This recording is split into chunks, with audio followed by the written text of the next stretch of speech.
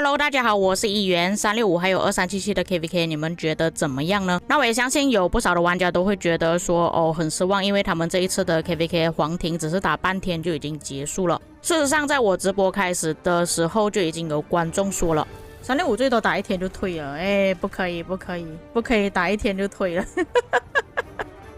那个留言的观众是我的老观众了啊！一开始我也不太清楚他为什么会这样子说，他是抱着开玩笑的心态去说呢，还是说他已经分析到这两个王国之间打出来的结果就是这样子？毕竟大家也知道嘛，巴巴的诅咒威力呢是真的很强了。虽然我们表面上说我们要看一下 Chisco 的诅咒比较厉害，还是巴巴的诅咒比较厉害，但是私底下大家应该都知道，巴巴的诅咒是没有办法破解的。Chisco 不管怎么说都好呢，还是有赢过 KVK 的。又或者是从认真上的角度去分析啊，因为他们在关卡期的时候，其实1365跟2377有碰面，所以我们来稍微说一下这一次的 KVK。我们先说一下关卡4，在关卡4开放的时候，其实1718还有3310并没有走出关卡，可以看到他们门口是完全没有拿下的，只有2377走出去了。就算2377的旗帜已经建立到快接近他们门口了，依然是没有出现的。没有出现也是正常的，因为2377的实力是比起1718还有3310还要更强了。况且第5区域其实也不算是一个很重要的区域，就算没有拿下这个区域，依然还是可以进入到黄庭的。早期他们没有出现是为了要保存实力，然后等到后期才跟他们战斗。不过在右上方就不同了，2293还有2934他们是有出去战斗的。而其实在一开始他们放置要塞的位置的时候，我们可以猜测到其实2293还有2934他们是想要消耗对方的兵力。因为在这个地图上的区域5有3个圣地，但是2293和2934他们放置要塞的这个防线呢是在这个位置。因为正常来说，如果2293和2934他们想要跟365争夺圣地的话，照理来说2293和2934的要塞应该要放在这个位置，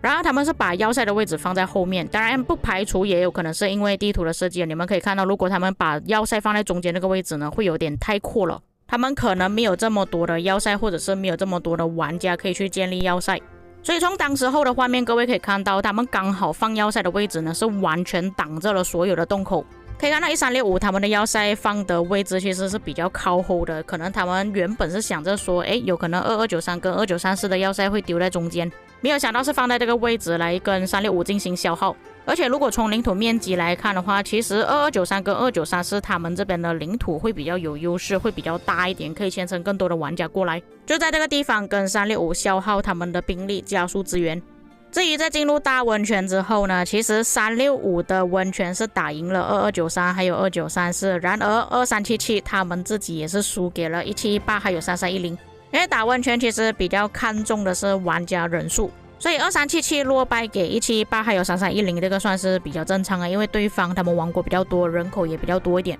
但是365能够打赢2293跟2934呢，是我有一点预料不到啦。不过一方面来讲啊，也算是比较正常啊，毕竟他们有2个联盟的玩家，就变成2377、2293还有2934他们只有1个温泉而已。接下来就是到关卡期的战斗了。由于1365还有2377他们选择阵营的位置呢是在上面跟下面，就变成说他们在关卡期呢并不能马上碰面。在关卡期开放的时候，2377是有跟1718还有3310战斗，只是让我没有想到的是1718还有3310他们是真的有派野战部队出来面对2377的。虽然也是被2377的野战部队给推掉，但是可以看到1718还有3310他们是有努力的去阻挡着敌人的进攻，而且当时候1718还有3310的玩家人数是真的不少。至于365还有2293、2934的部分呢，他们比较长的时间都是在打关卡。碰巧关卡是由2293还有2934拿下的，我看到他们驻防确实是做的还蛮不错，因为看到365那边已经开了双机阶，依然没有办法拿下关卡，这也就意味着1365跟2293还有2934他们依然还是打消耗战。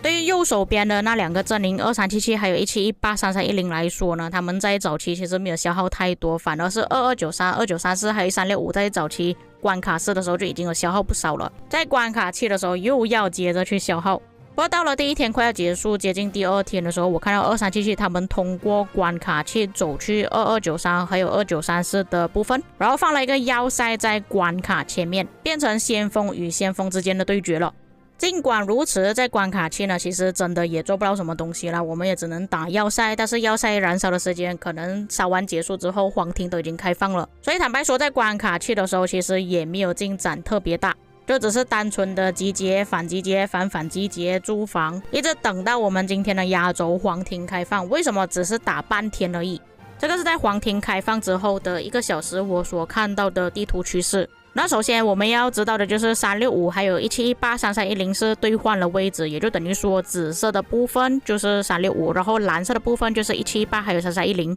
2377、2293和2934的位置是没有兑换的。从画面上我们可以看到2293、2934的领土是比较大一点的，同时间我们也是可以看到2377、2293还有2934他们是包围了整个圣城。1718、3310他们有碰到的位置接近1个旗帜半左右，但是365是完全没有机会可以碰到圣城了，已经是被2377给阻挡了。我们先说一下2377还有365的部分，其实坦白说这个方向呢，不管是2377还是365都有机会可以阻挡到对方的。不过因为2377他们建旗帜的速度比较快一点，再加上当他们旗帜碰上的时候都会马上去围掉，就导致成原本这个方向365他们是可以建旗帜出去的，就变成说领土可能是一人一半，但就是因为被阻挡的关系，就变成说他们这边的领土会比较小一点。当然我也知道这边2377的领土其实也不算是特别大，但是在中间区域跟旁边区域有一个差别，就是在旁边区域呢，其实很常会出现到很多采集点。所以我在巡视地图的时候发现到365的后方其实有大量的玩家都在努力的去采集资源，等同于说其实365他们能够牵扯的位置就大概这个旗帜的一半左右而已，然后关卡前面那些位置呢其实都是不能牵扯的，所以也算是这边只有一半的位置而已。2377可能也是发现到了这一点，所以在后期我看到2377他们进攻的方向呢都是往下面进攻，特别凶狠。在野战方面其实坦白说双方都有自己的劣势，就比方说2377他们大多数玩家都是越南玩家，然后365他们大多数玩家都是韩国玩家，其实我们关卡开放的时间呢对他们来说是非常不利的，但是依旧还是可以看到双方的战斗人员有很多玩家都有出席，双方的野战打的是有来有回，双方的旗帜也是差不多，就是你可以看到2377的旗帜有被点燃，365的旗帜也是有被点燃过，所以双方都表现得很好，都有发现到问题所在马上去解决，就比方说365他们就马上派部队去采集后面的支援点，2377也是看到对方的问题所在往那个方向进攻，同时间2377也是有帮助他们的盟友2293还有2934去攻击1718还有3310。这365因为他们自己都忙不过来了，所以没有办法去帮助自己的盟友。不过可以看到365他们其实有一个后备方案，就是从上面建旗帜下来，在左上角的位置，但是我发现到左上角这个位置呢其实不太有利，它的地图被挡着了，所以就等同于说就算你在那边已经把旗帜建起来了，有玩家已经牵程过去了，但是大多数玩家如果要去前线打仗的话依然还是要绕一个大圈过去，所以在皇庭开始的时候我们就已经可以发现到其实365的情况不太乐观。至于另外一边1718、3310、2293、2934那边的表现呢其实也是做得很好，但是两个阵营他们想的方向有一点不太一样。1718跟3310呢他们是比较往圣城的方向去进攻，2293、2934他们选择攻击的方向是攻击对方的关卡，拿下他们的关卡，让他们断旗帜。所以我们在后期会发现到为什么2293、2934他们原本连接上圣城的旗帜越来越少了。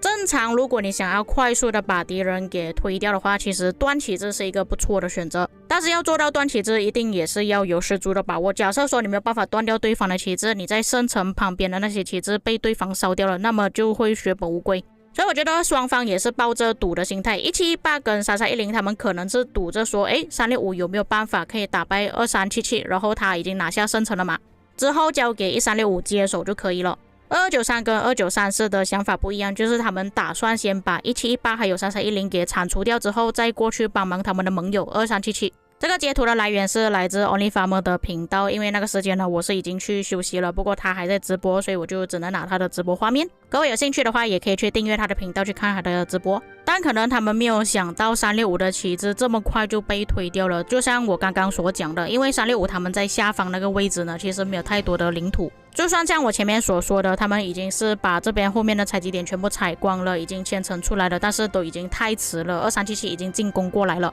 2377的进攻是真的很强势，可以看到这个时候2377的领土是比起365还要大很多的。我们排除掉关卡前面的位置，其实365当时候能够牵扯的位置就只有这个方向而已，所以他们能够战斗的玩家肯定也不会太多。原本他们想着要从上面的方向捡旗帜下来，也被受到阻扰，所以在这一次黄庭战斗里面，旗帜最快被推掉的就是365。至于他们的盟友1718还有3310是有努力的在撑着，让自己的旗帜不要掉太多。但问题是，如果当2377把365给解决掉之后，下一个要解决的就是1718还有3310，甚至我们可以看到1718还有3310呢是已经碰到圣城的1/4了。但是2293和2934他们并没有停止进攻，你们可以看到那个符号依然还在上面，就表示说他们依然还在攻击对方。所以到了早上，就连24小时的时间都还没有到，就可以看到其实365的玩家都已经撤退了，就连关卡都已经被2377给拿下。他们的盟友1718也是选择撤退了，2293还有2934他们是已经成功的拿下3310还有1718的关卡，导致成1718还有3310他们连接上关卡的旗帜全部都已经失效没有用了。不过地图发展成这样子，其实也是可以看到结果了。2377还有他们的盟友2293、2934是已经占领了地图大部分，就算365、1718还有3310他们想要选择反扑也比较困难，领土太小。而且上面那个位置确实是不太漂亮，这也预示着他们的 KVK 也算是结束了。那对我而言，这4个阵营其实都有尽力的去打这一场 KVK 了，因为 KVK 的胜利跟失败呢，并不是在于说我比较强，所以我一定会胜利 KVK。关卡的数量、领土的位置其实都有影响。而且我们表面上看到，好像2377跟1365他们只有在黄庭战斗而已。那事实上365在早期就已经有战斗不少了，包括关卡4、关卡7，还有到黄庭其实都有在战斗。只是我们比较关心的就是365还有2377的战斗，而忽略掉了365这个部分。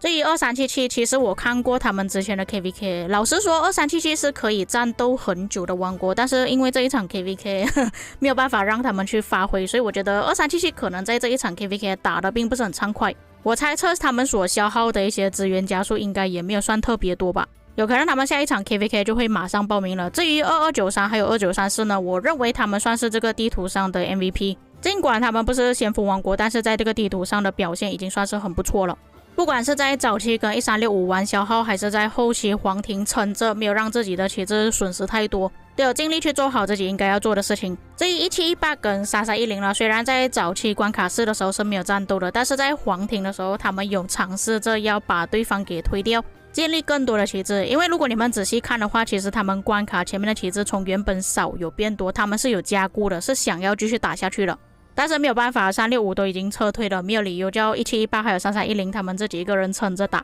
所以这一场 KVK 就这样子落幕了。以上就是他们这一场 KVK 的战况，当然我也只是旁观者而已，事实上他们是有什么计划，打算要怎么做，还是我有可能猜测错的话，请各位多多包涵。如果有哪些错误的地方，各位可以帮我补充。当然我也知道365这一次输掉 KVK 之后，又有玩家要怪罪爸爸了但说实话，爸爸是真的有很努力在战斗啊，但是 KVK 毕竟不是一个人在战斗而已，是大家都在战斗，没有理由靠他一个人就可以获得胜利。至于各位对于这个地图有什么看法，可以在评论区给我知道。以上就是本期内容，我们下个影片再见。